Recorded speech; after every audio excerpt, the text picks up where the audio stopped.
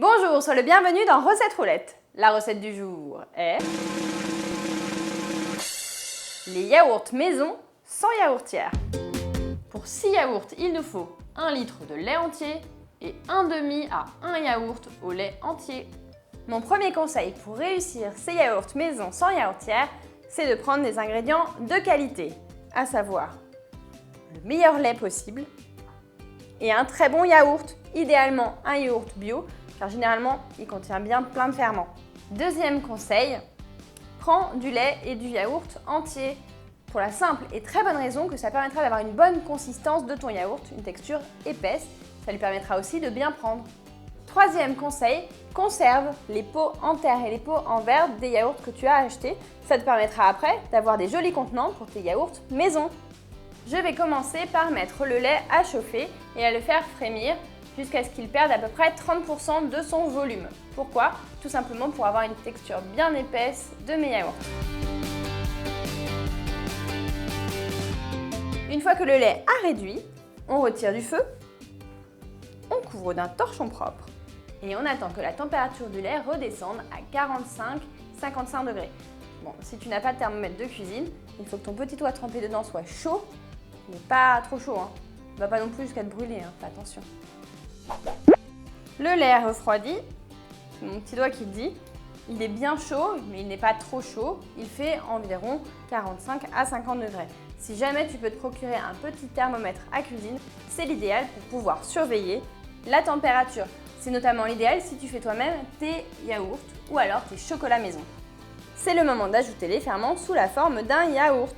Donc là, on met un demi-yaourt, mais on peut aller jusqu'à un yaourt. Plus il y a de ferments, plus les yaourts seront fermes et acides. J'ajoute maintenant le lait au yaourt en fouettant. Alors tu vois, je le passe à travers une passoire, tout simplement parce que en réduisant, le lait parfois fait une petite croûte sur le dessus. Et c'est pour s'assurer que ça ne va pas dans le mélange.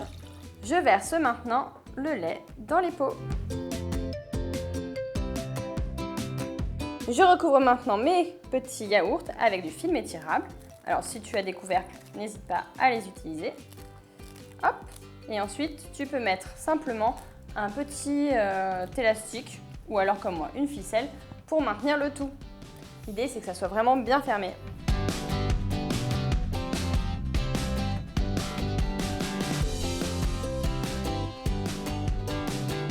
Je mets ensuite dans un moule et en fait, je vais faire cuire comme un bain-marie, c'est-à-dire que je vais remplir le moule d'eau chaude jusqu'au niveau à peu près où arrive le lait dans le pot.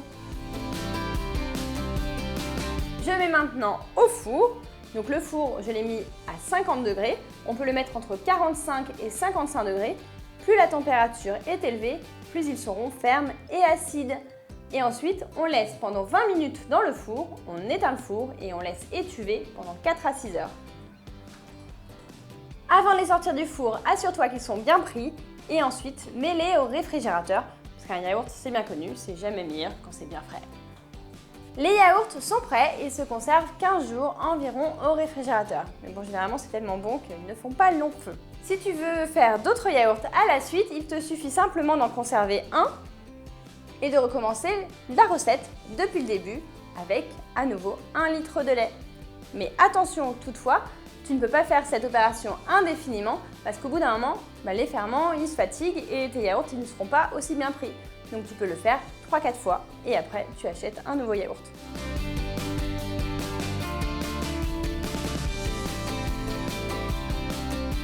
Bon, dis-moi mon petit yogourt, c'est quoi le parfum de yaourt que tu préfères?